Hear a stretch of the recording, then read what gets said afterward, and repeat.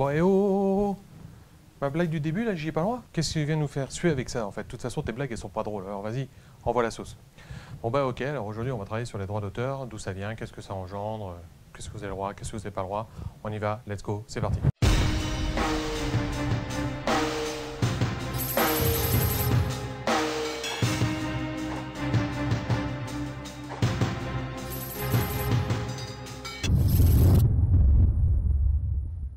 Je sais que ça a déjà été traité dans certaines vidéos, mais aujourd'hui, nous allons voir les droits d'auteur. Les droits d'auteur, évidemment, pour la photo, puisque sur la chaîne Deviens photographe, c'est plutôt la photo qui nous intéresse.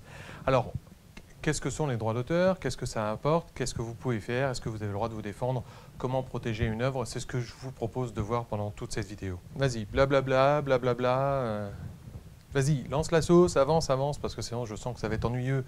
Déjà, tu vas parler du droit et compagnie, ça va être chiant, quoi. Bon, lui, je sens qu'il va être lourd. Alors, le truc, ce qu'on va voir aujourd'hui, c'est déjà d'où viennent les droits d'auteur. Alors, les droits d'auteur ont été inventés par Jean-Baptiste Caron de Beaumarchais. Je sens comme un vide, là, en fait. Vous savez pas qui c'est, non? Alors, c'est un Français qui a vécu au XVIIIe siècle. Il a été homme d'affaires, poète, dramaturge, écrivain. Il a représenté le roi aussi.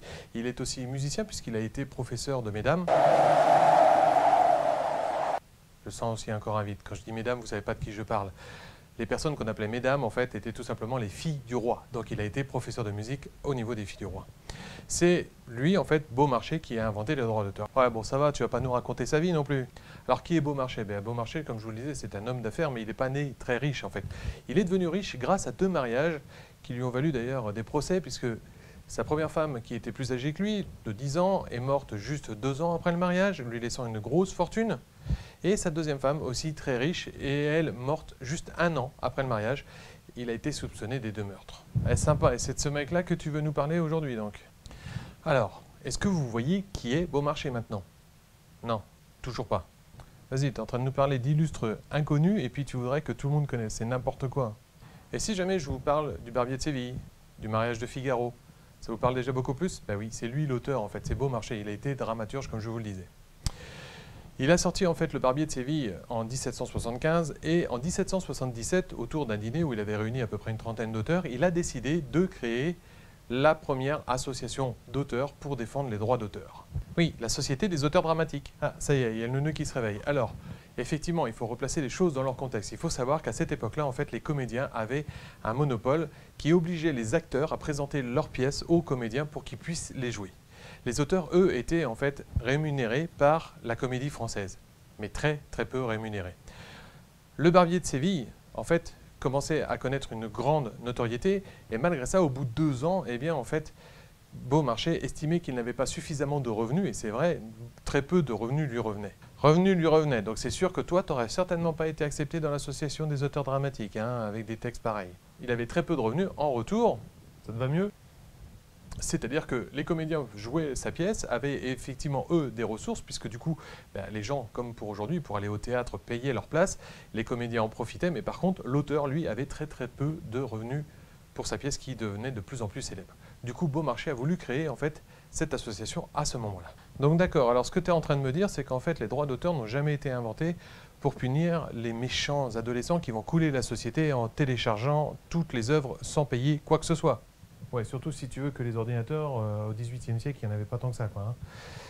Donc, en fait, il faut savoir qu'il a donc créé cette association en 1777, mais il n'a réussi à faire adopter une loi qu'après la Révolution, puisque, effectivement, cette époque fut assez chargée au niveau de l'histoire. Donc, après la Révolution, devant l'Assemblée constituante, il a réussi à faire voter une loi en 1790. Ouais, par contre, un truc que j'ai appris, c'est vrai que c'est assez bizarre, puisqu'en fait, c'est vrai que Louis XVI a été arrêté en 1789 et il a été décapité en 1793, mais en 1791, c'est quand même lui qui a ratifié cette loi.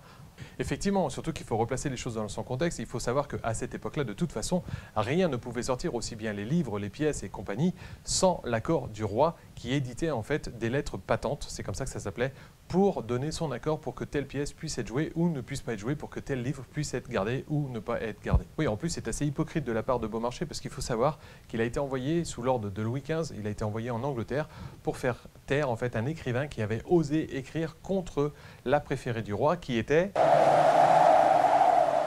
Non, tu vois, ils recommencent, ils connaissent rien à la culture. Franchement, ils connaissent strictement rien à la culture. Non, mais reviens, mais c'est sûr que le nombre de personnes qui regardent la Star Academy, qu'est-ce que tu attendais de toute façon? Ah, vous étiez là, excusez-moi.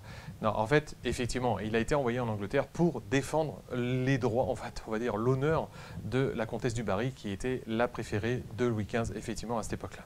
Alors, il faut même attendre 1841 pour que Lamartine... Non, là, il m'énerve, là. Ils savent pas. Ils savent pas qui c'est, Lamartine. Je te jure qu'ils savent pas qui c'est. Alors, Lamartine, évidemment, était tout simplement un écrivain, poète, dramaturge, et qui a été aussi ministre de la France, ministre des Affaires étrangères, en fait, de la France. Et c'est lui, en fait, qui a voulu étendre, en tant que ministre des Affaires étrangères, les droits d'auteur qu'avaient les Français à cette époque-là, en fait, de l'étendre au niveau international. Oui, d'ailleurs, et c'est pratiquement Victor Hugo qui, pratiquement 20 ans plus tard, a essayé de prolonger ça et d'essayer d'étendre ça vraiment au niveau international. Victor Hugo a créé en fait l'association littéraire et internationale et ces travaux en fait de cette association-là ont permis d'aboutir à la Convention de Berne qui a été signée en 1866. Et oui, et en fait cette association a permis d'étendre vraiment au niveau international les droits d'auteur. C'est-à-dire que ça a permis de dire que l'auteur pouvait prétendre aux droits valables dans le pays où ses œuvres étaient jouées. Vu qu'à cette époque-là, en fait, les gens commençaient déjà à voyager, les États-Unis étaient beaucoup plus accessibles, même s'il fallait encore beaucoup de temps et qu'on n'était pas sûr d'y arriver. Ceci dit, le Titanic n'y est jamais arrivé non plus. Mais en gros, je vous disais que en fait, cet accord a permis tout simplement que tous les acteurs pouvaient voir leurs pièces, pouvaient voir leurs livres, être édités dans d'autres pays et pourtant avoir leurs droits défendus selon évidemment les lois du pays. Là déjà, il y a une grosse différence entre les pays du Commonwealth, l'Europe et je dirais même la France. Tout à fait, Benoît. Merci, Benoît. Le droit d'auteur, comme on le voyait tout à l'heure, a commencé en 1777 avec Beaumarchais. Beaumarchais était non seulement un dramaturge, un poète et un écrivain, mais aussi un éditeur. Et en fait, quand on regarde le droit d'auteur, on voit qu'effectivement, les deux parties sont bien pris en compte. Je pense que tu as dit le mot magique. Les droits d'auteur. Les droits d'auteur en France. Mais par contre, dans les pays anglo-saxons, ce ne sont pas les droits d'auteur, c'est le copyright. Alors, quelle est la grosse différence entre le copyright et les droits d'auteur? Eh bien, en fait, la grosse différence est là. C'est que le copyright place l'œuvre au centre, alors que les droits d'auteur placent l'auteur au centre. Alors, tant qu'on est là entre les droits d'auteur et le copyright, je vais vous renvoyer vers une chaîne que j'aime beaucoup, d'un auteur français, mais qui vit en Écosse. Le voici. Wow!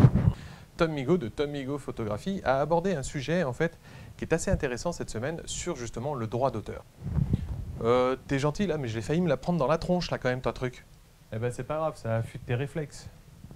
Pour ceux qui ne connaîtraient pas, donc Tom est en fait un photographe qui sévit à Édimbourg et il a une chaîne en anglais et en français. Je vous conseille d'aller la voir et d'aller vous y abonner, vous allez voir qu'il y a de très bonnes vidéos dessus. Eh bien, en fait, il a sorti une vidéo sur un problème qui est apparu cette semaine d'un certain photographe, David Slater, qui a vu une de ses photos publiées sur Wikipédia et Wikipédia ne lui reconnaît pas les droits d'auteur pour la bonne raison, c'est que c'est tout simplement un selfie d'un singe. Whoop. Je suis sûr que t'en fais exprès. Non, non, pas du tout. Je vous conseille d'aller voir la vidéo de Tom. C'est franchement déjà une chaîne que j'aime beaucoup. Bon, ceci dit, entre nous, le mec il est un peu bizarre, il se balade en kilt et tout, alors qu'il est français, il se prend vraiment pour un Écossais. C'est pas parce que tu le dis tout bas près de la caméra qu'on t'entend pas. Hein. Tom pose une bonne question et lance un débat que je trouve absolument intéressant. Est-ce que Wikipédia est dans son droit quand il dit que de toute façon il ne doit rien du tout au photographe? Pour la bonne raison, c'est que l'auteur de la photo, c'est pas le photographe, c'est le macaque qui s'est fait un selfie tout seul. Ouais, alors là, comme on n'est pas juriste et qu'on ne connaît pas le droit international, ça va être chaud là quand même. Hein. Ben, je dirais qu'il y a quand même un premier début de réponse, et entre autres dans ce que je vous disais tout à l'heure, la différence entre le droit d'auteur et le copyright. Vas-y, explique pour voir. Eh bien, David Slater, excuse-moi Tom, j'ai pas le même accent que toi, eh bien David Slater, en fait, a édité sa photo pour la première fois dans un pays anglophone. Donc c'est bien le copyright et non pas le droit d'auteur qui s'applique. Ouais, ça on est d'accord, mais le copyright comme le droit d'auteur, de toute façon, ça protège l'auteur. Et non, c'est justement ce que je te disais tout à l'heure. C'est qu'en fait, le copyright protège l'œuvre. Ce sont les droits d'auteur qui protègent l'auteur. Effectivement, dans le copyright, c'est l'œuvre qui est au centre, alors que dans les droits d'auteur, c'est l'auteur qui est protégé. Donc ce que tu es en train de dire, c'est qu'en fait, David Slater va avoir beaucoup de mal à revendiquer ses droits d'auteur, enfin son copyright du moins sur cette photo-là, puisque c'est pas lui qui l'a déclenché. Oui, ben en fait, moi je connais pas exactement les jurisprudences qui existent dans tous les pays, mais effectivement, ça peut poser un problème. En France, non, ça ne poserait pas de problème. David Slater serait de facto l'auteur de cette photo-là et reconnu comme tel. Qu'est-ce qui te permet en fait d'affirmer ça? Bien déjà, il faut savoir que dans le droit français, le droit d'auteur est défini depuis 1992, plus exactement la loi du 1er juillet 1992. Ouais, ça je le sais, c'est l'article 92-597. Waouh, pas mal. En fait, cet article-là définit tout simplement une œuvre comme étant une œuvre de l'esprit. Qu'est-ce que ça engendre? Eh bien tout simplement, ça veut dire qu'on reconnaît comme œuvre quelque chose que l'auteur a pensé, peu importe les conditions de réalisation. Le fait de David Slater, là, voudrait dire que, vu que c'est lui qui a été là-bas, qui a fait le reportage près des macaques, qui a préparé l'appareil photo, qui l'a emmené et compagnie, fait de lui, de facto, en fait, l'auteur de la photo. Il faudrait le confirmer par des juristes, mais je pense que oui, effectivement, dans ces cas-là, effectivement, de facto, en fait, il serait reconnu comme étant l'auteur. D'ailleurs, il y a des photographes qui ne touchent pas leur appareil photo au moment où ils prennent les photos. Ils ont toute une équipe, des cadreurs, des ingénieurs studio et compagnie, et en fait, ils ne touchent pas l'appareil photo au moment où il déclenche. Alors du coup, ça voudrait dire quoi? Qu'ils ne sont pas reconnus comme étant l'auteur de la photo? Il y a Robert Wilson, par exemple, qui est très connu en tant que photographe, puisqu'il a travaillé avec des très grands noms, aussi bien Brad Pitt que la princesse de Monaco, enfin bref, que des grands noms. Il est reconnu que la plupart du temps, quand la photo est prise, il ne touche pas l'appareil à ce moment-là. D'ailleurs, c'est un très bon photographe, et je vous conseille d'aller voir ses photos. Vous allez voir que c'est assez sympathique. Eh bien, en fait, c'est un réalisateur à la base. Résultat des opérations, il ne touche pas l'appareil. Donc, est-ce que la photo lui appartient ou est-ce qu'elle appartient à toute l'équipe? Eh bien non, elle appartient seulement au photographe. Alors, il faut savoir que les réalisateurs, et surtout les metteurs en scène aujourd'hui, sont même reconnus comme étant auteurs. Il y a eu pas mal de lois depuis l'après-guerre pour essayer de suivre les nouvelles technologies sur l'édition en fait des œuvres. L'édition, mais qu'est-ce que ça va faire là-dedans? Tu m'as dit que c'était pour des œuvres de l'esprit, donc c'est immatériel. Qu'est-ce que vient foutre l'édition dans les droits d'auteur? Eh bien, en fait, il faut savoir que les droits d'auteur sont décomposés en deux grandes parties. Il y a l'œuvre qui est reconnue comme étant œuvre de l'esprit, et ça, en fait, on ne peut plus la détacher de l'auteur. Même quand il est mort depuis 2000 ans, on ne peut plus le détacher de l'auteur. Comme par exemple la phrase « Connais-toi toi-même » de Socrate. Et ça, c'est un bon exemple. En fait, on le sait, Socrate n'a jamais mis par écrit ses œuvres. C'est Platon, plus tard, un de ses disciples, qui a mis par écrit, en fait, ses œuvres. Et c'est grâce à Platon qu'on connaît, en fait, le travail de Socrate. Alors, est-ce que ça voudrait dire que le travail de Socrate, on peut le réattribuer à Platon et que l'auteur, c'est Platon? Eh bien non, c'est Socrate. L'œuvre est rattachée à l'auteur, et ça, même 2000 ou 3000 ans après sa mort. Bon, ok, mais du coup, l'édition, alors, qu'est-ce qu'elle vient foutre là-dedans? Bien, en fait, je vous envoie vers le texte pour avoir le texte exact, mais tout simplement, le texte dit que la personne est reconnue comme étant l'auteur dès la création de l'œuvre, et peu importe les circonstances de la création de l'œuvre. Ah oui, donc là déjà le selfie, si on veut, il pourrait fonctionner, là, le selfie du singe pratiquement. Surtout que l'article 92-597 dont on vous parlait tout à l'heure reconnaît comme auteur la personne qui publie pour la première fois l'œuvre. Donc là, en fait, David Slater a été le premier à publier cette œuvre. Donc pour moi, effectivement, je pense que le droit français le reconnaîtrait comme étant l'auteur. Voilà la réponse pour Tom. Ouais, ok, mais alors du coup, la deuxième partie, c'est quoi, la deuxième partie des droits d'auteur? Eh bien oui, comme je vous le disais tout à l'heure, il y a deux parties dans le droit d'auteur. Alors, il y a les droits moraux qui sont en fait, ni plus ni moins, la reconnaissance de l'auteur en tant qu'auteur, parce que c'est lui qui a publié cette œuvre-là pour la première fois. Et il y a aussi les droits patrimoniaux. Pourquoi? Parce qu'il va bien falloir, s'il veut que cette œuvre soit connue, la publier, que ce soit sur un tableau, une statue, que ce soit dans des livres, puisqu'en fait, si on regarde bien, les droits défendent surtout les droits littéraires, puisque ça a surtout été créé par des auteurs au départ. Ok, alors qu'est-ce que ça engendre en fait? Eh bien, qu'est-ce que ça entraîne? Eh bien, ça entraîne tout simplement que vous êtes l'auteur de votre création aeternam in vitam, c'est-à-dire que même si vous êtes mort depuis 2000 ans, personne n'a le droit de mettre son nom à la place du vôtre pour dire que c'est lui qui a créé cette œuvre-là à votre place. Par contre, il y a quand même une différence, c'est-à-dire que vous serez reconnu l'auteur aeternam in vitam, on n'a pas le droit de remplacer votre nom, je vous disais, mais en fait, votre œuvre tombera dans le domaine public au bout de 70 ans après votre mort. C'est-à-dire que pendant les 70 ans qui suivent votre mort, vos ayants droit toucheront encore des dividendes par rapport à la création que vous avez faite. Et donc les droits patrimoniaux, c'est quoi alors? Ça rapporte quoi? Eh bien, comme je le disais tout à l'heure, Beaumarchais en fait voulait défendre du fait qu'il avait une œuvre qui commençait à fonctionner correctement et qu'il ne retouchait rien pratiquement en échange, voulait défendre ces droits-là. Donc qu'est-ce qu'il a fait? Eh bien la loi prévoit que personne à part l'auteur, ne peut décider sur quel type de support où ça peut être publié. C'est-à-dire qu'en gros, si moi demain, je veux prendre une photo, je veux prendre un film et que je veux l'éditer quelque part, il faut que j'ai l'autorisation de l'auteur.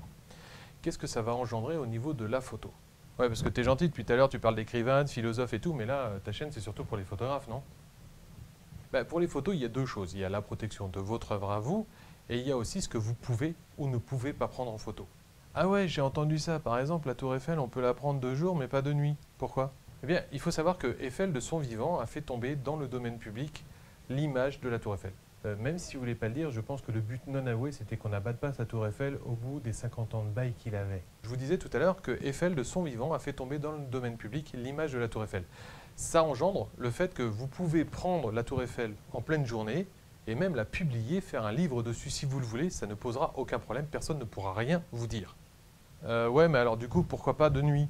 Parce que la nuit, elle est éclairée et que la société Eiffel a fait breveter l'éclairage.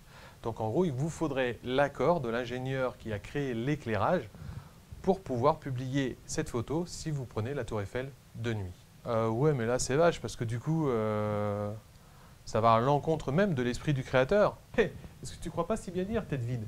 Ouais, ça va, le nain, là, il va se calmer. Il y a quelques jurisprudences en France qui sont très bien faites. Par exemple, ça a commencé avec la mairie de Bordeaux. Une personne avait fait une carte postale avec la mairie de Bordeaux. Donc la personne était debout, elle n'a pas essayé de jouer au ras du sol, puisque devant la mairie de Bordeaux, vous savez qu'il y a un jeu d'eau. Et l'auteur de ce jeu d'eau, dont vous m'excuserez, je ne connais pas le nom, est arrivé au tribunal en portant plainte contre l'auteur de la carte postale en disant « Vous voyez, il a mis mon œuvre dessus sans me demander mon accord pour pouvoir publier et surtout sans me reverser de dividendes. » Parce que je vous rappelle que les droits d'auteur, c'est surtout fait pour ça.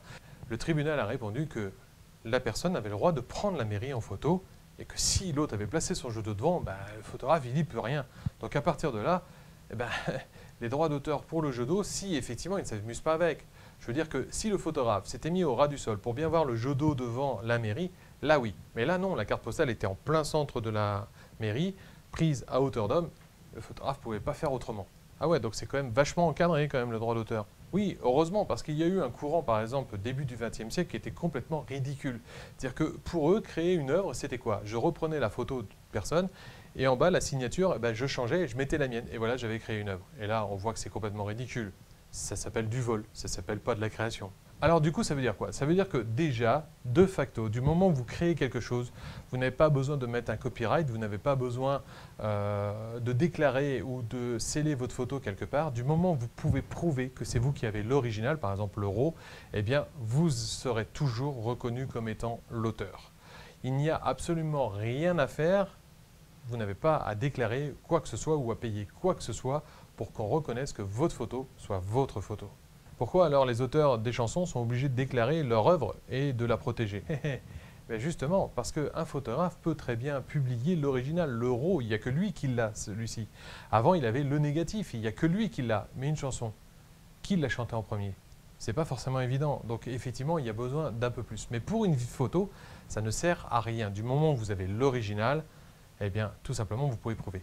Alors, il faut savoir que même l'université de San Francisco a créé un algorithme. Puisque vous savez que vous avez des millions de photosites sur votre capteur, ça je vous renvoie vers la vidéo sur les capteurs. Putain! En fait, vous savez que sur les millions de photosites, il y en a forcément certains qui ne fonctionnent pas. Tu me le refais encore une fois, je te jure, je te tatane la gueule. Oui, effectivement. Donc je vous disais que certains des photosites ne fonctionnent pas.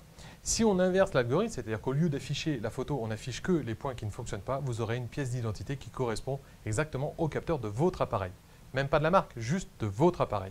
Donc il sera facile de prouver que la photo vient bien du vôtre, même si vous n'avez que le JPEG et non pas l'euro. Donc du coup, tous les blaireaux là, qui foutent un copyright, une signature et tout sur leur photo, ça ne sert à rien. Là, je ne suis pas d'accord. Il faut savoir que si vous publiez sur Internet, Internet c'est quelque chose d'international. Vous savez que le copyright, comme vous l'avez expliqué tout à l'heure, ne fonctionne que dans les pays anglophones. Par contre, on sait, par jugement, que beaucoup de personnes ont prétendu ne pas savoir telle chose, ne pas être au courant que telle utilisation pouvait être faite ou ne pas être faite, et ils gagnaient au tribunal aux États-Unis. Donc le fait de mettre un copyright peut déjà vous protéger contre ça. Pour vous donner un ordre d'idée, en fait, il y a une personne qui a attaqué au tribunal un fabricant de photographies. Il a de camping-car, puisqu'il n'était pas mis dans la consigne du camping-car que lorsqu'on conduisait sur l'autoroute à 120 ou 130 km/h son camping-car, on ne pouvait pas en même temps laisser le volant et aller faire son café dans le camping-car. Ce monsieur, enfin, je ne sais pas dans quelle classe on peut le classer, parce qu'au niveau des neurones, ça ne devait pas être un homme. Hein. Enfin bref, il a quitté le volant, il est allé faire un café. Évidemment, ce qui devait arriver est arrivé. Le camping-car a quitté la route, il y a eu un grave accident. Eh bien, il a porté plainte contre le fabricant, puisque dans le mode d'emploi du camping-car, il n'était pas marqué qu'on ne pouvait pas aller utiliser la cuisine du camping-car pendant qu'on conduisait. Je sais, je connais cette histoire aussi. Et c'est là qu'on voit l'absurdité du truc. Donc, mettre un copyright sur une photo quand vous le mettez sur un réseau international, pourquoi pas? Je dirais que ça peut vous aider à protéger votre photo. Alors, j'ai vu dans certaines vidéos ou lu dans certains livres que ça servait strictement à rien. Je ne suis pas forcément d'accord. Disons que vous augmentez un petit peu la protection. Il faut savoir juste qu'en France, ça ne sert strictement à rien. Et donc, si je mets une photo sur Internet, il faut quand même que je protège mes droits d'auteur. Donc, il faut que je mette à côté droits réservés et compagnie. Non, je vous le disais tout à l'heure, en fait, ça ne sert à rien. Pour la bonne raison, c'est que de facto, vous êtes reconnu comme étant l'auteur de l'œuvre. Vous n'avez pas besoin de la protéger, sauf, effectivement, comme dans les chansons, où vous ne pouvez pas prouver du premier coup que c'est bien vous qui avez créé ça. Là, dans une photo, vous avez l'original. À partir de là, le créateur, c'est forcément vous et ça ne peut pas être remis en question. Donc, du coup, les copyrights ne servent à rien. Le fait de marquer droit d'auteur, machin truc, ne servent à rien. Par contre, il faut savoir que si quelqu'un publie votre photo, il est obligé de mettre votre nom, le nom de l'auteur, à côté, ou au moins qu'on puisse retrouver l'auteur facilement, c'est-à-dire soit un lien vers votre site, soit en fait votre nom, soit les deux. Ah ouais, donc du coup, si je trouve une photo super belle, moi je la prends, je la mets sur mon site, et puis voilà, du moment où je mets le nom de l'auteur, c'est bon. Non, non, pas du tout. C'est ce que je disais tout à l'heure. Il y a les droits moraux qui reconnaissent l'auteur en tant qu'auteur aeternam in vitam depuis la date de sa création, et peu importe les moyens utilisés, mais il y a les droits patrimoniaux. Encore une fois, je vous disais que les droits d'auteur ont été créés pour protéger l'auteur contre, je dirais, les moines copistes. C'est-à-dire qu'avant Gutenberg et l'imprimerie, eh bien, en fait, l'œuvre était publiée par des moines copistes qui passaient leur vie à copier en fait des livres avec souvent on voyait des erreurs et compagnie. Depuis Gutenberg, et en fait Beaumarchais en faisait partie puisqu'il avait plusieurs imprimeries à lui, et bien en fait les œuvres sont publiées beaucoup plus facilement, ce qui a permis aussi la Renaissance. Donc pour faire simple, s'il n'y a pas d'édition, il n'y a pas de philosophie des Lumières, la philosophie des Lumières ayant créé la démocratie actuelle ayant créé la liberté de la presse. Vous êtes où? Ah non, mais arrêtez de bouger aussi. Ah ouais, toi, au niveau des neurones, ta maman, elle t'a souvent cogné la tête, non, par terre ou pas? Donc les droits d'auteur sont définis dans le Code de la propriété intellectuelle. L'article 121-1 définit précisément les droits moraux. L'article 122-1 définit précisément les droits patrimoniaux. L'article 121-1 du Code de la propriété intellectuelle définit les droits moraux comme étant l'auteur jouit du droit au respect de son nom, de sa qualité et de son œuvre. Blablabla, blablabla, blablabla. Qu'est-ce que ça veut dire? Ouais, je ne suis pas aidé, moi. Alors, c'est pas innocent, ces trois petits messages. Il jouit au respect de la qualité de son nom. Ça veut dire tout simplement qu'il y a un lien entre l'auteur et son œuvre. Vous n'avez pas le droit, même avec l'autorisation de l'auteur, si vous publiez une œuvre avec l'autorisation de l'auteur, vous n'avez pas le droit de ne pas faire le lien avec son nom. C'est-à-dire, en gros, vous n'avez pas le droit de publier l'œuvre sans indiquer le nom de l'auteur, ou au moins une référence à l'auteur pour qu'on puisse le retrouver facilement. À sa qualité, c'est-à-dire et de son œuvre. C'est-à-dire que ces deux phrases-là veulent dire quelque chose de très simple. Vous n'avez pas le droit de modifier l'œuvre. Donc en gros, comme j'ai vu certaines fois, j'ai pas le droit de prendre une photo, de la modifier. Non, vous n'avez pas le droit de prendre une photo et de la modifier, même si vous avez l'autorisation de l'auteur de publier cette photo-là. Et du coup, j'ai pas le droit en tant qu'auteur de décider si elle doit être publiée à tel endroit ou si je ne veux pas qu'elle soit publiée à tel endroit. Alors là, les deux articles, le 121 et le 122, rentrent en compte. Il y a déjà le fait que vous ne pouvez pas publier quelque chose si l'auteur n'est pas d'accord sur quelque support que ce soit sans l'autorisation de l'auteur, je veux dire. C'est-à-dire que par exemple, si vous voulez prendre, je ne sais pas, une photo, même sans parler de parti politique ou quoi que ce soit, pour un truc commercial ou même la mettre sur votre site, si l'auteur n'est pas d'accord, vous ne pouvez pas le faire. Donc par exemple, sur un réseau social, si je vois quelqu'un qui prend ma photo, qui le met, je ne sais pas, en profil sur le sien, j'ai le droit de lui demander de l'enlever. Oui, vous avez le droit de l'enlever. Je dirais même, vous devez lui demander si ça ne vous plaît pas. J'ai vu dans une vidéo, en fait, quelqu'un qui disait « Non, soyez plutôt flatté. Je ne suis pas d'accord. » Ouais, effectivement, sinon ça revient au même fait que si quelqu'un vient s'installer chez moi et puis comme il est célèbre, je dois plutôt être flatté et puis pas lui dire de l'enlever, en fait. Exactement. Exactement, c'est pas parce que quelqu'un trouve votre photo belle qu'il a le droit de l'utiliser comme il veut. Et vous n'avez... Bon, bien sûr, évidemment, vous pouvez vous sentir flatté, mais si vous désirez le faire enlever, faites-le enlever. Vous n'avez pas à dire, ouais, non, en fait, c'est plutôt flatteur pour moi, donc je vais laisser faire, et puis voilà. Non, non, non, si ça ne vous plaît pas, moi je l'ai déjà fait, faites-le enlever. Ouais, du coup, comment je peux faire aussi pour le faire enlever? Parce que du coup, moi j'y connais rien en loi, et puis si à chaque fois il faut convoquer un avocat, donc dès qu'on s'assied sur leur siège, déjà ça coûte 900 euros. Oui, alors, moi ce que je vous conseille, c'est que si jamais vous voyez une de vos photos sur un site ou ailleurs et que vous ne voulez pas qu'elle y soit, demandez à l'enlever. Déjà, commencez par essayer de contacter la personne à qui appartient le site ou la galerie si vous la voyez dans une galerie. Ensuite, après, s'il y a quelque chose de commercial derrière, parce que là, en fait, c'est bien. Si jamais on s'aperçoit que vous l'utilisez sur un site, c'est quelque chose. Sur un blog, bon, admettons, moi, j'ai déjà eu des jeunes ou des personnes juste qui trouvaient ma photo bien ou qui voulaient, puisque la photo représentait Paris, faire voir Paris, utiliser cette photo-là. Dans ces cas-là, je veux dire, c'est moins méchant qu'une utilisation commerciale. Moi, j'ai une amie qui s'est retrouvée un jour en ouvrant sa boîte aux lettres à voir une de ses photos sur un prospectus commercial. Et là, c'est pas normal. Non, là, c'est pas normal. Alors là, non seulement il faut écrire à la personne pour lui demander de l'enlever, mais il faut aussi demander des droits. Parce que je suis désolé, du moment que c'est une utilisation commerciale, la personne va utiliser votre création, votre travail pour se faire de l'argent. Ça, c'est pas tout à fait logique tout de même. Mais même sans argent, pour aller à l'encontre de la vidéo que j'ai vue où la personne disait non, non, soyez flattés, soyez heureux, moi, je ne suis pas du tout d'accord avec ça. Imaginez, il y a maintenant des sites qui existent où en fait ils vont prendre à droite, à gauche les différents trucs en disant tiens, allez voir là, allez voir là, allez voir là. Et le but simplement de ces articles-là, de ces sites-là, excusez-moi, c'est de faire un maximum de publicité, d'attirer un maximum de monde en ne proposant en fait rien.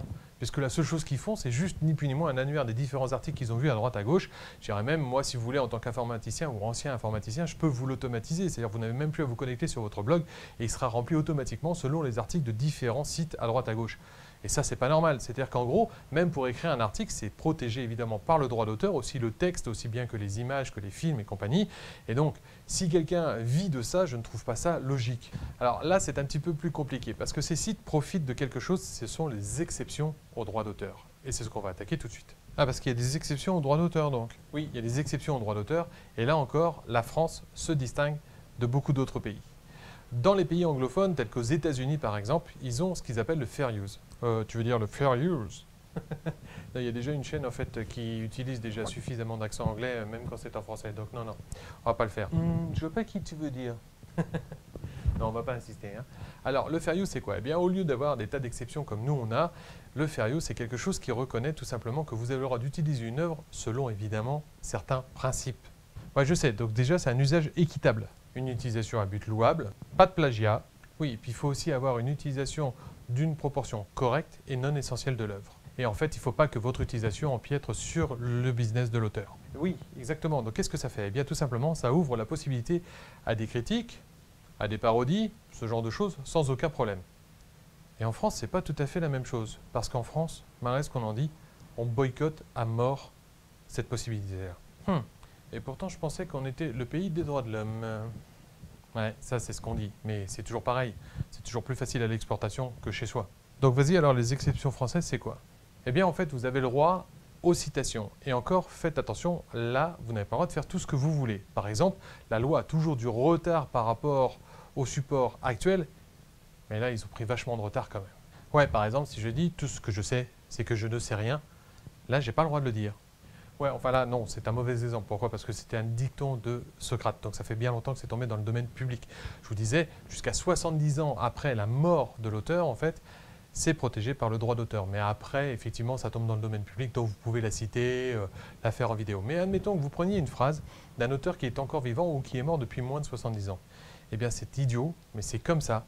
J'aurais le droit de vous l'afficher là, mais je n'ai pas le droit de la dire. Parce que la loi ne me le permet pas.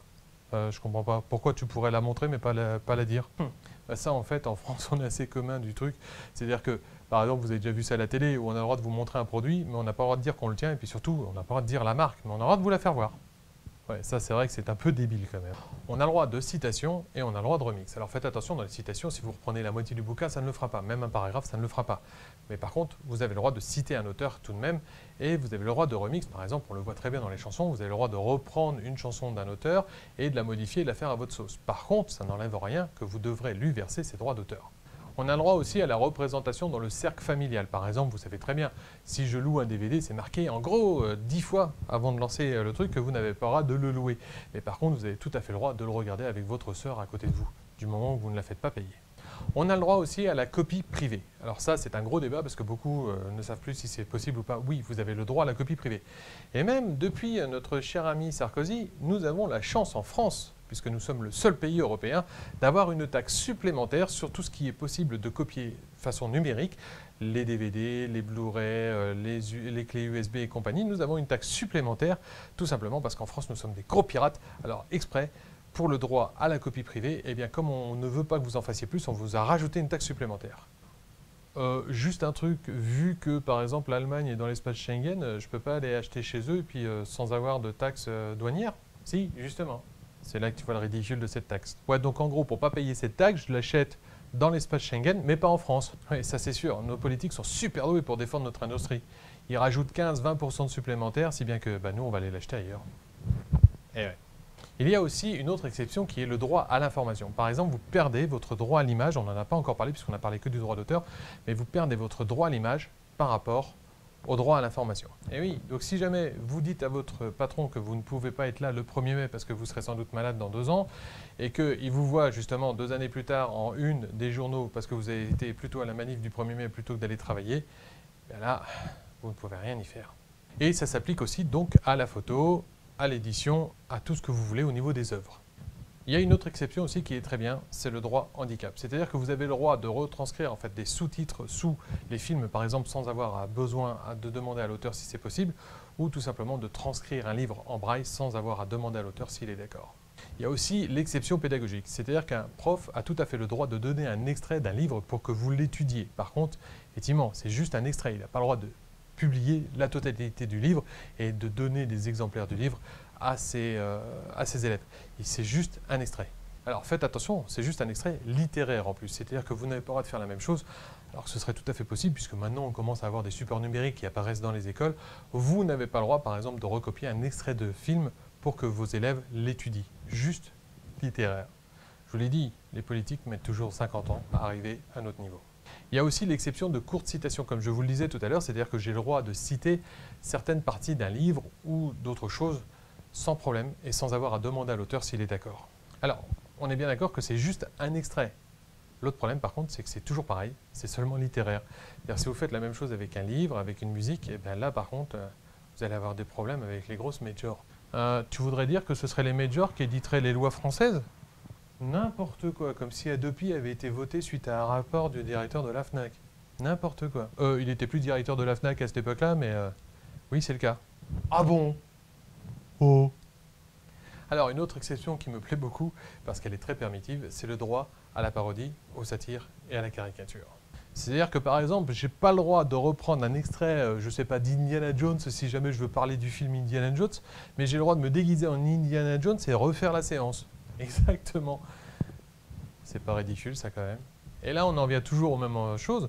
C'est parce que, tout simplement, les lois sont prévues pour la littérature, mais même si elles ont beaucoup évolué depuis l'après-guerre, parce qu'on a voulu s'adapter justement à la télé, au cinéma, à la radio et compagnie, eh bien on voit que ce n'est pas encore au point, puisque c'est juste littéraire. Alors les conséquences, évidemment les exceptions sont beaucoup moins bien, enfin moi je trouve que les exceptions au droit d'auteur en France sont beaucoup moins bien que le fair use qu'il y a dans les pays anglophones. Effectivement le fair use va permettre beaucoup plus de choses, beaucoup plus de parodies. Si par exemple demain je veux créer une chaîne YouTube qui va parler des derniers films qui sont sortis, ben avec le fair use j'ai le droit de montrer des extraits par exemple tant que j'en parle. C'est-à-dire qu'en gros ça respecte les règles du fair use, ça n'empiète pas sur le business de la personne et puis en plus je ne copie pas une partie majeure de l'œuvre, je ne montre que juste des extraits. Et oui, alors que la loi française, elle, ayant été faite par des gens qui visiblement couchent avec les grosses majors, ne permet pas la même chose. Par exemple, vous ne pouvez pas créer une chaîne en France où vous montrez des extraits de vidéos puisque c'est interdit. À la limite, vous pouvez mettre des extraits du texte, du film à côté, mais c'est tout ce que vous pouvez faire. Sinon, il va falloir trouver pas mal de déguisements et puis refaire les scènes vous-même avec des amis pour faire voir la parodie du film. Donc tu veux dire que par exemple les chaînes YouTube qui aujourd'hui font des critiques de films et qui montrent des extraits de films sont interdites. Non seulement les films, mais aussi la musique. Ce serait pas pour pouvoir nous censurer, ça, par exemple? Je ne sais pas si la loi a été faite pour ça, mais en tout cas, il y a une chose qui est sûre. C'est que plus vous allez limiter la possibilité d'éditer des extraits, moins vous ouvrirez la possibilité à des critiques, qu'elles soient positives et surtout négatives. Donc pour finir, on a bien vu qu'en France et dans les autres pays, ce n'est pas la même loi. On a vu tout à l'heure avec le problème de David Slater que propose Tom. Déjà, j'ai une question très simple, Tom.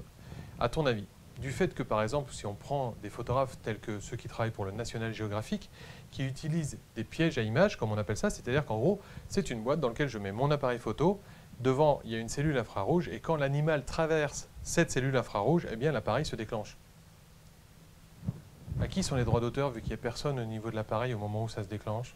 Donc oui, je vous disais, effectivement, vu que là, personne ne touche l'appareil photo au moment où ça se déclenche, je trouve que Wikipédia est vraiment, vraiment de mauvaise foi. Je ne sais pas, il faudrait voir les jurisprudences là-dessus, mais en fait, pour moi, personne ne touche l'appareil photo quand c'est un piège à image qu'on utilise. Et dans ces cas-là, on pourrait publier toutes les photos du National Geographic pratiquement sans problème. Mais ça, on l'abordera dans une deuxième vidéo où je vous parlerai justement des problèmes qu'on a par rapport aux réseaux sociaux et nos photos. Donc en fait, effectivement, je disais, il y a deux grandes parties. Le droit moral qui lie en fait l'auteur à sa création depuis la date de sa création. Et ça, c'est un lien qui est indivisible. C'est-à-dire que même après la mort, même 5000 ans après la mort de l'auteur, vous ne pourrez pas vous attribuer le droit sur une œuvre qui a été créée. Et il y a le droit patrimonial. C'est-à-dire que l'œuvre pouvant être immatérielle, par exemple l'œuvre de la pensée est immatérielle, eh bien, vous avez le droit par rapport aux éditions qui vont être faites. Mais même si c'est quelque chose de matériel tel que la photo. La photo, évidemment, vous allez avoir votre copie à vous, mais elle peut être copiée en 10 sur 20 sur un panneau et être affichée au-dessus de votre mairie ou ailleurs. Eh bien, vous avez un droit dessus. Pour vous donner un ordre d'idée, si par exemple je crée une œuvre, une photo, une peinture, une sculpture, ce n'est pas parce qu'une personne l'achète qu'elle a le droit de faire une présentation de cette œuvre-là sans mon accord. C'est-à-dire que même un collectionneur privé ne peut pas montrer sa collection sans l'accord de l'auteur. Alors là, par contre, la limite est plus courte. C'est-à-dire que jusqu'à 70 ans après la mort de l'auteur, donc il y a l'auteur évidemment durant sa vie, et après sa mort, ce sont ses ayants droit qui décideront si oui ou non l'exposition peut être faite. Voilà ce qu'on peut dire au niveau des deux grands droits. Après, c'est à vous de vous défendre si jamais vous voyez qu'on vous prend vos photos. Le seul truc, c'est que soyez plutôt cordial, commencez par essayer tout simplement de voir avec la personne qui a utilisé votre photo si vous ne pouvez pas vous arranger à l'amiable avant même de commencer à l'insulter ou de l'emmener au tribunal. Alors moi, en tant que photographe professionnel, j'ai rencontré une fois un gros problème. Une personne, comme je vous disais tout à l'heure, les fameux sites qui se permettent de prendre le travail de tout le monde et de dire allez voir là, mais surtout cliquez sur mes pubs pour me rapporter de la thune, avait pris une de mes photos. Le seul problème, c'est que la demoiselle qui était dessus était mineure et que ça, c'est puni par la loi.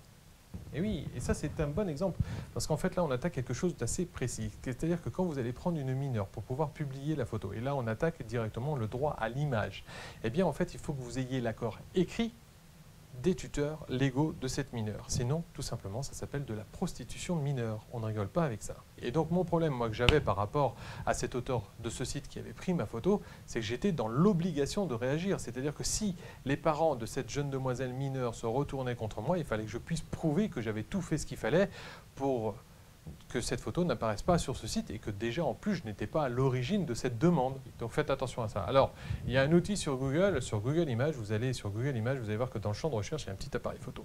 Si vous pouvez maintenant télécharger la photo ou mettre le lien de votre photo, vous l'avez déjà mis, vous cliquez sur cet appareil photo-là, vous allez voir, il y a une petite fenêtre qui s'ouvre, vous collez là le lien de votre photo, vous téléchargez votre photo directement et Google est capable de reconnaître sur tous les sites où votre photo a été utilisée. Donc ça peut vous aider à les retrouver. Alors justement, moi j'ai eu un problème comme ça, c'est-à-dire qu'une demoiselle avec qui j'avais fait un book a vu ces photos, enfin les photos que moi j'avais fait, les photos où elle était dessus, mais mes photos à moi, puisque je suis l'auteur, avait vu mes photos sur un autre blog. La personne s'était permis même de carrément supprimer le nom et ma signature en bas de la photo et de dire que c'est lui qui avait pris les photos. Alors, dans ces cas-là, quoi faire? Eh bien, moi, ce que j'ai fait, c'est très simple. J'ai d'abord écrit à la personne qui ne m'a pas répondu. C'était sur un truc qui s'appelle Skyblog. Qu'est-ce que j'ai fait? J'ai écrit à Skyblog en disant, voilà, une personne a publié mes photos sans mon accord. Évidemment, je m'attendais à ça, la réponse habituelle de Skyblog ou de tous les autres hébergeurs en disant « nous ne sommes pas responsables, blablabla ». Eh bien si, là par contre il y a des lois, il faut savoir qu'un hébergeur est responsable de ce qu'il a sur sa machine. C'est-à-dire que si par exemple moi demain j'ouvre un système qui permet à des millions de gens de créer des blogs chez moi, je suis responsable de tout ce qu'ils éditent. Donc la personne n'ayant pas répondu, j'ai écrit à Skyblog, c'est ce qu'il vous disait tout de suite, et Skyblog m'ayant répondu au début « nous ne sommes pas responsables », j'ai renvoyé les articles de loi qui disaient clairement qu'un hébergeur est responsable de ce qui est édité. Il faut savoir que dans ces cas-là, le blog a été supprimé dans les 2 heures. Ça, faites attention, les pirates, c'est-à-dire ceux qui prennent les photos, c'est que si jamais l'auteur, lui, se plaint, eh bien en fait votre hébergeur ne fera pas de quartier. C'est-à-dire qu'il ne va pas juste supprimer votre page, il ne va pas juste fermer votre blog le temps de vous envoyer un mail pour vous dire bah, « tiens, corrigez ça ». Non, non, généralement, il supprime le blog. Voilà, vous pouvez avoir, juste parce que vous avez pris des photos de quelqu'un sans son accord, le travail de plusieurs années foutu en l'air en quelques secondes. Donc là, et je m'adresse aux auteurs, justement, commencez par essayer de contacter la personne et ensuite, si ça ne marche pas, l'hébergeur de la personne, si jamais ça se passe sur Internet. Si jamais c'est sur un livre, eh bien, essayez de contacter l'auteur. Et si l'auteur ne répond pas, l'éditeur, parce qu'au même titre, l'éditeur est aussi responsable de ce qu'il publie. Pour finir, une dernière chose, il faut savoir faire la distinction entre les droits d'auteur et les droits d'auteur. T'as encore bu toi ou quoi? Non, je veux dire par là en fait les droits d'auteur, les lois telles qu'on disait tout à l'heure, le droit moral, le droit patrimonial et les droits d'auteur, les chouchous. Ah d'accord, c'est ça que tu disais. Alors, il faut savoir, il y a un rapport de l'AGESA qui montre en 2011 que seulement 10 à 15% des auteurs arrivent à avoir un SMIC ou l'équivalent d'un SMIC dû aux droits d'auteur qu'ils récupèrent. Et oui, et même si Beaumarchais a essayé de tout faire, par exemple, si on prend la fameuse photo de Robert Doisneau, le baiser de l'hôtel de ville, je suis certain qu'il n'a pas touché tous les dividendes dus aux droits d'auteur. Maintenant, même s'il a vendu cette photo, et plus exactement le négatif et les droits d'auteur qui vont avec, à la modèle qui est dessus avant sa mort, et qu'elle vient de le revendre d'ailleurs il y a quelques années maintenant, je ne suis pas certain que les ayants droit touchent toujours en fait les dividendes dus aux droits d'auteur. Alors un point que je voulais aborder quand même, c'est souvent une question qu'on me pose, est-ce que moi, en tant que non-professionnel, j'ai le droit de vendre mes photos? Alors juste en tant que professionnel, de toute façon, je fais ce que je veux. En droit de la propriété intellectuelle, pourquoi vous ne pourriez pas publier un livre, écrire un bouquin? C'est pas la même chose. Ouais, je dis ce que je veux. Donc publier un livre, publier des photos, publier un film, c'est tout à fait possible, vous avez le droit. D'ailleurs, regardez bien sur votre déclaration d'impôt, vous verrez qu'il y a une petite case prévue pour les droits d'auteur. Par contre, en tant que non-professionnel, vous n'avez pas le droit de prendre de contrat. C'est-à-dire qu'en gros, vous avez le droit de sortir par exemple dans la rue, d'aller prendre des paysages, tout ce que vous voulez, du moment que ce n'est pas un contrat à la base. Oui, ce qu'il veut dire, c'est qu'en fait, vous pouvez très bien aller prendre des photos et essayer de les vendre, faire des créations, parce qu'une photo n'est pas là pour représenter forcément la réalité, et pourquoi pas les vendre à des galeries, puisque maintenant il en existe même sur Internet si vous préférez. Ceci dit, ils prennent toujours un gros pourcentage quand même. Et oui, il faut savoir que par exemple, sur un livre, sur un CD, l'auteur touche entre 7 et 10%. Bon, ça c'est un autre problème. Donc il va bien falloir, avant de vendre vos photos, regardez bien quelle part vous revient. Parce que 10 ou 12%, alors que c'est vous qui avez fait tout le boulot, c'est un peu vache quand même. Donc pour finir sur ce sujet-là, eh bien en fait vous avez le droit de prendre toutes les photos que vous voulez tant que ce n'est pas une commande à la base. À partir de là, vous avez le droit de les vendre après. Faites gaffe, ne violez pas le droit à l'image par contre. Non seulement le droit à l'image, mais aussi le droit à la vie privée. Si par exemple vous passez, je ne sais pas, à côté d'une maison, vous prenez une photo, alors il y a le droit à l'image du bâtiment qui revient à l'architecte et jusqu'à 70 ans après sa mort. Donc, par exemple, mettons, si vous prenez le château de Chambord, là vous avez le droit puisqu'en fait l'architecte est mort depuis plus de 70 ans. Par contre, imaginons, vous prenez un petit manoir en photo. Alors, normalement, il faut savoir que ce n'est pas parce que vous achetez un manoir que l'image du manoir vous appartient. Encore une fois, elle appartient à l'architecte. Donc imaginons, vous prenez une photo d'un manoir dont l'architecte est mort depuis plus de 70 ans, donc l'image du manoir est tombée dans le domaine public. Donc normalement, vous avez le droit de prendre la photo et de la publier. Sauf que vous n'avez pas le droit de violer la vie privée des gens. C'est-à-dire que vous avez le droit de la publier seulement dans certaines conditions. Il faut savoir que même si juste une voiture est devant, vous n'avez pas le droit de la publier, puisqu'à partir de là, vous montrez la vie privée des gens.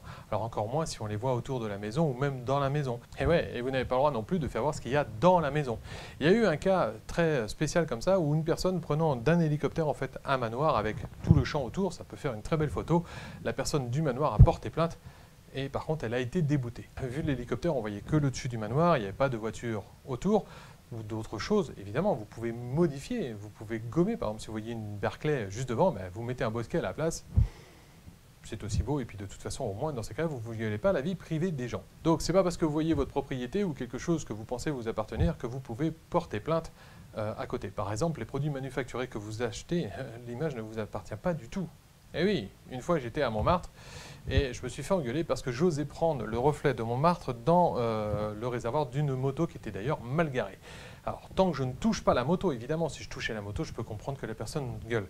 Mais là, je ne touchais pas du tout la moto, du coup, je ne faisais rien de mal. Je ne faisais pas voir non plus la plaque d'immatriculation. À partir de là, il n'avait aucun droit à l'image sur ce que je prenais en photo. Donc pour finir, je vous disais, en tant qu'amateur, vous avez le droit de vendre des photos que vous avez prises comme ça, mais pas de contrat, de baptême, de mariage ou de photos d'entreprise ou quoi que ce soit.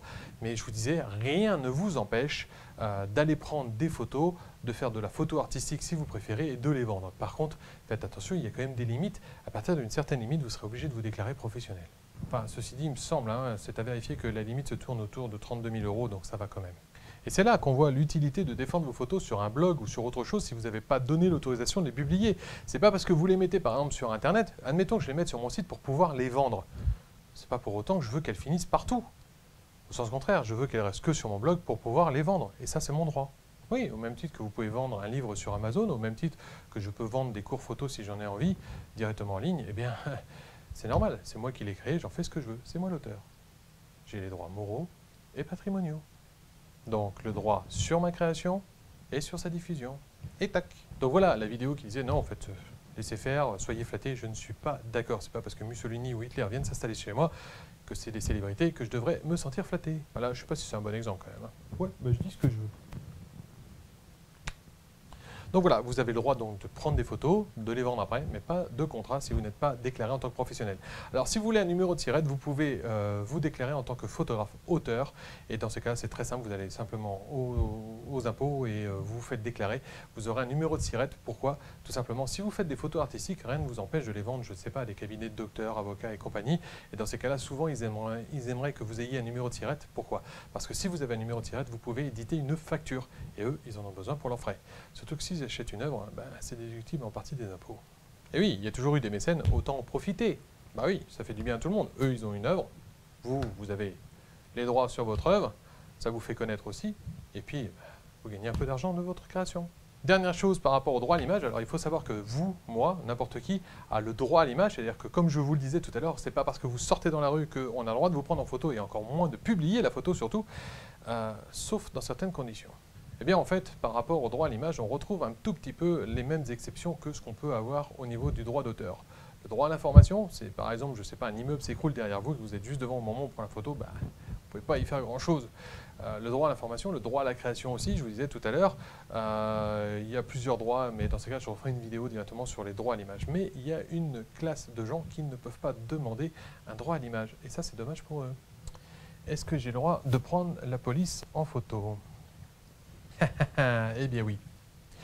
Il faut savoir, mes amis fonctionnaires m'excuseront, ce n'est pas moi qui le dis, c'est la loi, qu'un fonctionnaire en service, c'est un service public. Et en tant que citoyen, j'ai un droit de regard sur un service public. Alors encore une fois, faites attention, il y a pas mal d'exceptions.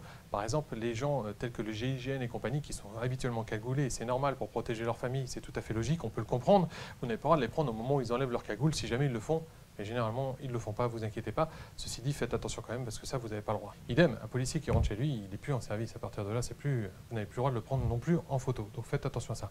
Par contre, la police, lors des manifestations et compagnie, vous avez le droit de les prendre. Je dirais même, vous voyez quelqu'un, un fonctionnaire faire une action illégale, prenez-le en photo et surtout publiez-le. Personne ne pourra rien faire contre vous. Si, heureusement, ça n'arrive pas à tous les coins de rue, bien heureusement, attention, je ne lance pas d'accusation, mais admettons, vous voyez la police faire une bavure, vous avez le droit de la prendre en photo, vous avez le droit de la publier. La seule personne qui a le droit de vous interdire de la publier ou de vous attaquer au tribunal si vous la publiez sans son accord, c'est la personne qui est en mauvaise posture. Et oui, attention, parce que non seulement vous violez sa vie privée, puisque vu que ce n'est pas un fonctionnaire, il n'est pas un service public en tant que fonction, encore une fois, je vous rappelle, pour mes amis fonctionnaires, ce n'est pas moi qui le dis, c'est la loi, sinon je ne me permettrai pas de parler comme ça. Mais en gros, pour vous donner un ordre d'idée, c'est que la personne qui est en mauvaise posture, en plus, il est dans une position dégradante, et pour ça, il peut vous attaquer au tribunal, et c'est normal. Donc en gros, soyez malin, publiez la photo, mais floutez le visage de la personne qui se fait tabasser. Et enfin, pour finir, je dirais, il faut parler un peu du droit à l'image, vu que généralement sur une photo, on peut avoir des monuments, des paysages, ça pour ça, vous pouvez même prendre une vache, elle ne portera pas plainte du fait de son droit à l'image. Et une personne, c'est un peu différent. Ouais. Personne, c'est différent. C'est-à-dire que quand vous faites une séance avec une personne, soit c'est quelqu'un de la famille, et là, disons, bon, généralement, ça se passe bien, vous n'aurez pas forcément besoin d'un contrat. Mais si ce n'est pas quelqu'un de la famille, je vous conseille, même si ça se passe bien, hein, de faire un contrat. Ça protège l'auteur et la personne qui est sur les photos. En France, en tout cas, on est bien protégé là-dessus. C'est-à-dire que d'un côté, il y a les droits d'auteur et de l'autre côté, il y a le droit à l'image. Vous n'avez pas le droit, en tant qu'auteur, de publier l'image de quelqu'un qui n'en a pas envie. Par exemple, moi, en tant que professionnel, je peux faire des reportages mariage, mais si jamais je n'ai pas spécifié à mon client que je pouvais publier ces photos à tel, tel ou tel endroit, en spécifiant bien tous les endroits d'une façon exhaustive, je ne pourrais pas les publier. Et oui, parce que vous avez vos droits d'auteur, mais la personne, c'est pas parce qu'elle fait un mariage et qu'elle vous confie en tant que photographe professionnel un mariage qu'elle a envie que ces photos, qui sont quand même du domaine privé, finissent sur Internet. Donc vous devez spécifier ça dès le départ. Moi, c'est marqué sur tous les contrats que j'ai avec mes clients que j'ai le droit de publier sur mes sites et sur mon blog. D'une façon non commerciale, c'est-à-dire qu'en gros, je ne peux pas revendre leurs photos à quelqu'un d'autre, bien évidemment, mais par contre, j'ai le droit de les utiliser pour ma propre promotion, on va dire pour mon book. Donc à partir de là, il faut absolument un contrat dès que vous prenez quelqu'un en photo. Alors attention, admettons qu'une personne décide de poser pour vous et que vous ne faites pas de contrat. Eh bien, il y a ce qu'on appelle en fait l'autorisation tacite. Et donc en fait, il faut savoir qu'une personne qui a été prise 20-30 fois en photo par le photographe et qu'on voit bien évidemment qu'elle était au courant, qu'elle pose, parce que prendre quelqu'un qui passe 20 fois en vélo autour de vous, ça compte pas, c'est pas un accord tacite. Et même si la personne finit par vous repérer et vous regarde au moment où vous prenez la photo, ça ne compte pas. Ça, je l'ai déjà vu sur un forum. Non, c'est pas comme ça que ça marche le droit tacite. Il faut bien prouver que la personne était bien au courant. Évidemment, si elle pose pour vous dans des poses différentes, qu'elle vous regarde ou pas, mais qu'on voit bien qu'elle est au courant, que vous êtes en train de la prendre en photo et qu'elle se laisse faire, c'est ce qu'on appelle l'accord tacite. Par contre, un accord tacite par rapport à un accord contractuel, ça ne tient pas, ça ne frappe pas le poids. C'est-à-dire que si vous avez juste un accord tacite, c'est-à-dire que vous ne faites pas signer de contrat, le jour où la personne demandera à ce que vous les enlevez de vos photos de votre site ou de votre book, ben, vous ne pourrez pas faire autrement que de vous exécuter. Oui, la personne ne pourra pas vraiment vous attaquer au tribunal et demander des dividendes, mais par contre, effectivement, le juge ira toujours vers le droit à l'image et généralement, en fait, elle demandera seulement à l'auteur de les enlever. Alors après, s'il y a une utilisation commerciale de votre part, en tant que photographe, je parle, là, c'est autre chose. Et oui, parce que vous comprenez bien que c'est bien de protéger les droits d'auteur, mais c'est normal aussi qu'on protège les droits à la vie privée. Et donc, c'est pas parce que vous descendez dans la rue, par exemple, qu'un auteur, qu'un photographe a le droit de vous prendre en photo. Il faut savoir que même dans la rue, en France en tout cas, vous êtes protégé. Il me semble qu'en Angleterre, ce ne sont pas les mêmes lois. Oui, ceci dit, il y a des jurisprudences en fait, et des droits à l'exception, le droit à la création aussi, que je n'ai pas cité tout à l'heure. D'ailleurs, c'est un droit à la création, mais là, c'est très, très encadré. C'est-à-dire que vous ne pouvez pas prendre une personne dans la rue, la publier sur votre blog en disant « oui, mais j'ai le droit à la création ». Non, c'est très, très encadré. Il faut que ce soit à l'intérieur d'une œuvre bien spécifique. Par exemple, si vous faites toute une série de photos sur un endroit bien précis ou sur des gens bien précis dans un livre, à la limite, ça peut marcher, mais méfiez-vous, il pourrait mieux avoir quand même l'accord des personnes. Par contre, on a quand même une bonne jurisprudence en France. Par exemple, il y a une plainte qui a été posée par une personne qui, suite à une photo, a été obligée de divorcer de sa femme parce qu'au fond de la photo, on le voit apparemment avec une dame qui n'était pas sa femme. Et oui. Et le juge, en fait, a estimé que là, non. Je suis désolé. Le mec a été obligé de divorcer, non pas parce que le photographe a mis en exergue le fait qu'il trompait sa femme, mais plutôt parce qu'il a trompé sa femme. Et ça, le photographe, il n'y peut rien. Heureusement, parce que ça, vous imaginez, ça veut dire qu'à chaque fois que vous allez prendre, je ne sais pas, par exemple, la cour carrée du Louvre, puisque celle-là, vous avez le droit de la prendre en photo, puisqu'elle a été construite avant François Ier, donc vous avez largement le droit de le prendre, puisque en fait, pour un bâtiment, l'œuvre, l'auteur, c'est l'architecte. C'est-à-dire qu'en gros, c'est les mêmes droits que pour l'image. Jusqu'à 70 ans après la mort de l'architecte, vous devez demander à l'architecte ou à ses ayants droit pour pouvoir publier la photo d'une œuvre. Par exemple, vous n'avez pas le droit d'aller sur le parvis de la Défense et de publier les photos que vous allez prendre là, parce que là, en fait, les immeubles sont tous encore protégés par des droits d'auteur. Donc, par exemple, vous avez le droit d'aller dans la cour carrée du Louvre, prendre des photos, mais imaginez si justement cette jurisprudence n'avait pas été dans ce sens-là, il aurait fallu que vous fassiez signer un contrat à tous ceux qui étaient là avant de pouvoir prendre votre photo et surtout de la publier. Oui, et encore là-dessus, j'insiste, c'est bien le fait de publier la photo le problème. C'est-à-dire que vous avez le droit de prendre des gens en photo dans la rue. Si vous avez une certaine déontologie et que vous ne publiez pas les photos, vous ne faites rien de mal. Donc, par exemple, si vous voulez vous entraîner, vous mettre dans des conditions difficiles, je ne sais pas, des contre-jours, ce genre de choses, vous avez le droit de prendre les photos. Si vous êtes à Paris, vous risquez de vous faire engueuler. Ouais, en effet, ça m'est arrivé déjà plusieurs fois où je m'entraînais et je me suis fait engueuler même si je ne publie pas les photos. Maintenant, je peux comprendre les gens. Effectivement, une fois que c'est sur mon appareil photo, ils n'ont aucune preuve que je ne publierai pas. Tout à fait. Donc, le but, restez courtois, dites non, j'étais juste en train de m'entraîner, et puis montrez bien que vous effacez la photo, et généralement ça se passe bien tout de même. Même à Paris. Enfin voilà, donc pour résumer, droits moraux, droits patrimoniaux, vous n'avez aucune obligation de sceller quelque chose, de déclarer votre photo quelque part. Du moment où vous avez l'original, c'est forcément vous l'auteur. Et à partir de là, personne ne peut vous contredire là-dessus. Et donc, reprendre votre œuvre à son nom, ça c'est strictement interdit. Vous n'avez donc pas de copyright ou de droit à mettre tant que vous restez en France. Mais encore une fois, si vous publiez sur Internet, vous ouvrez la possibilité à tous les pays. Donc le fait de mettre le copyright ou le droit d'auteur n'est pas forcément inutile. Je vous rappelle, la différence entre le droit français et le droit américain, c'est que le droit américain est surtout basé sur des jurisprudences qui parfois sont complètement ridicules du fait d'un jugement qu'il y a eu. Par contre, en France, non, c'est beaucoup plus protégé. Donc normalement, si vous publiez que en France et que ça ne se voit que en France, vous n'avez aucun problème. Ne mettez pas de copyright ou de...